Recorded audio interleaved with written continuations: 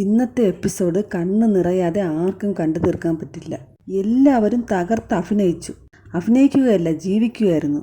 ബാലചന്ദ്ര മേനോൻ വാങ്ങിക്കൊടുത്ത ഡ്രസ്സും ആഭരണങ്ങളും അണിഞ്ഞ് അലീന സുന്ദരിയായി ഒരുങ്ങിയിറങ്ങി വരികയാണ്.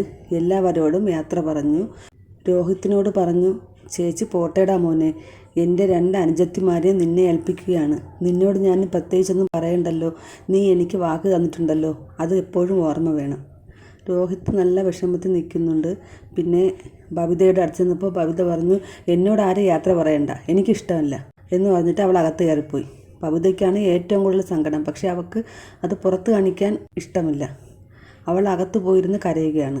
അലീന സങ്കടത്തോടു കൂടി പുറത്തു വന്നിട്ട് കൃഷ്ണമോളോട് പറഞ്ഞു, എനിക്ക് ആരോടും യാത്ര പറയാൻ ഇഷ്ടമുണ്ടായിട്ടല്ല മോളെ, ഞാൻ പോകുമ്പോൾ എല്ലാവരോടും പറഞ്ഞിട്ട് പോകുന്നതല്ലേ നല്ലതെന്ന് വിചാരിച്ചിട്ടാണ്. ബബിതേച്ചി അങ്ങനെ ആയിപ്പോയി അലീന ചേച്ചി, അത് പോട്ടെ എന്ന് കൃഷ്ണമോൾ പറഞ്ഞു. കൃഷ്ണമോളെയും ചേർത്ത് പിടിച്ച് കരയുകയാണ്.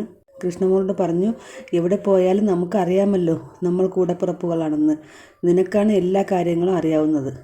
അമ്മ അച്ഛനോട് ദേഷ്യപ്പെടുമ്പോൾ നീയാണ് തണുപ്പിക്കേണ്ടത്. എവിടെ പോയാലും എനിക്കും അറിയാമല്ലോ, ഇതെൻ്റെ വീടാണ്, ഇവിടെ എൻ്റെ അച്ഛനും അമ്മയും കൂടപ്പിറപ്പുകളുമുണ്ട് എന്ന് ബാലചന്ദ്ര മേനോൻ പുറത്ത് കാത്തു നിൽക്കുന്നുണ്ടായിരുന്നു.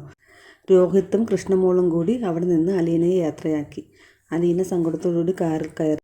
ബബിത ഓടി വന്ന് നോക്കിയിട്ട് അകത്ത് പോയിരുന്ന് പൊട്ടിക്കരയുകയാണ്.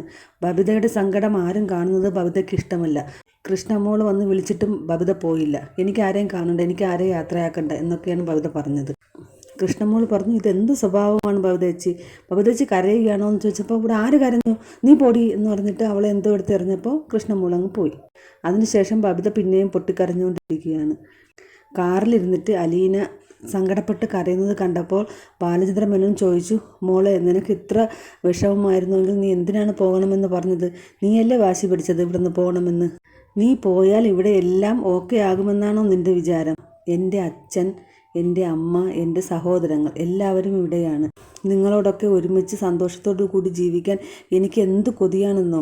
അപ്പോൾ ഇതെല്ലാം ഇവിടെ ഞാൻ ഉപേക്ഷിച്ച് പോകുന്നത് എന്തിനാണെന്ന് മറ്റാരെക്കാളും നന്നായി അച്ഛനറിയാമെന്ന് എനിക്കറിയാം. ബാലചന്ദ്ര മേനോനുള്ള ഒരു മുന്നറിയിപ്പായിട്ടാണ് അലീന അത് പറയുന്നത്. അമ്മ തിരിച്ചു വരുമ്പോൾ പ്രശ്നമൊന്നും ഉണ്ടാക്കാതിരിക്കാൻ വേണ്ടിയിട്ട്. ഞാൻ എൻ്റെ അമ്മയെ കാണാനാണ് വന്നത്, പക്ഷേ ഇവിടെ വന്നപ്പോൾ എനിക്ക് എല്ലാവരെയും കിട്ടി. അലീന സങ്കടപ്പെട്ട് ഓരോന്ന് പറയുമ്പോൾ ബാലചന്ദ്ര മേനോനും കൂടെ കരയുന്നുണ്ട്.